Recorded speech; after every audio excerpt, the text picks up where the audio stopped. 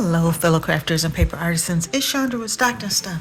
I could not let the month of March get away without doing at least one more set of the sheet load. I have been so busy working on my cards for Cubs, and I had an idea in my head of what I wanted to do.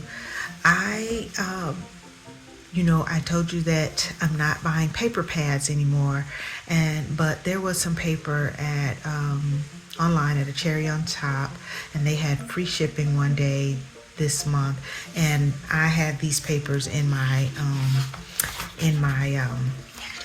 basket, so I went on and got them. And one is this rain boot, just reminds me of spring. I can't get away without at least doing one set of cards in pink and green. And then this plaid I thought was so springy with the pastel pinks and greens in it. And the back is floral, but I use this side. And so and then I had, my friend has a lot of paper, and whenever I'm in the Chicago area, sometimes she lets me go through and get a few sheets of her paper that she may or may not use. And so I had this in my package of paper that I selected from her last September, and I thought it was a great compliment to this set of sheet load cards.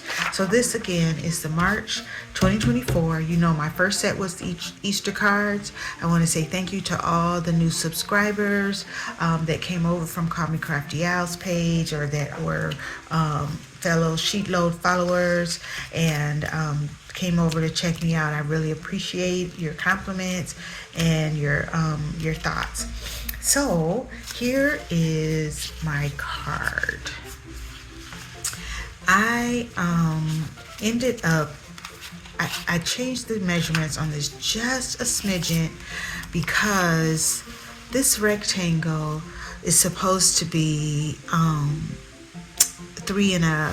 this is PPC. It's supposed to be 3.5 by 2, and I wanted to use this piece of 6x6 paper. So I made it 3 by 2, just so that I could get 6 cards from it. And then I used my spellbinders. I have this, let's see, it was the small die of the month of March 2021, so 3 years ago. Spring has sprung. And I had this boot die. I don't believe that it is spellbinders, but I have it tucked into my little spellbinder section in my craft room, because I have another spellbinder, another boot that's spellbinders. But then I had this smaller one that I probably, got, who knows, AliExpress or somewhere.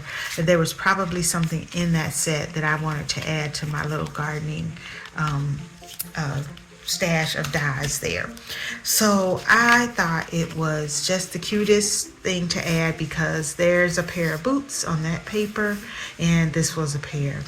And so I just cut a 2-inch, I don't even think it was 2-inch. I just cut a strip across this paper, and I tried to get a piece that had the pink and green together, or the pink and yellowish, so that I could kind of really complement this paper.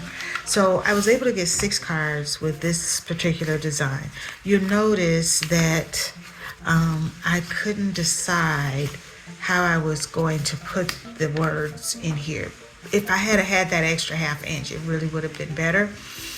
And so you see, sometimes I have the boot at the top and has underneath, sometimes has is over and the boot's at the bottom. So I never really quite figured out what I wanted to do. So once I ran out of that, I went to my scrap bag and just found I found some pink, so I decided to switch the layering piece to that kind of light green. And so mostly I used combo of the paper, but these I just kind of kept it, so those are pink and those are mostly green, but I don't think any of that matters. So I wanted to get these done and get a video up, because I wanted to send a couple I've already stamped and written in for birthday cards. and I really love how these came out. So I just had to share with you guys. If you haven't done the sheet load, check it out. It's a real easy one, and it lends itself well to your papers. And I was so excited to be able to be a guest collaborator, and so I love this layout, and I love how my cards came out in both sets. And I just want to say thanks to Call Me Crafty Al for the invitation, and thanks to all of those who watched. And I'll be checking out other sheet loads continuing through the month. I've really looked at quite a few, but I'll keep looking. So if you haven't done yours, make sure you tag with the hashtags. Thanks for watching. Have a great day.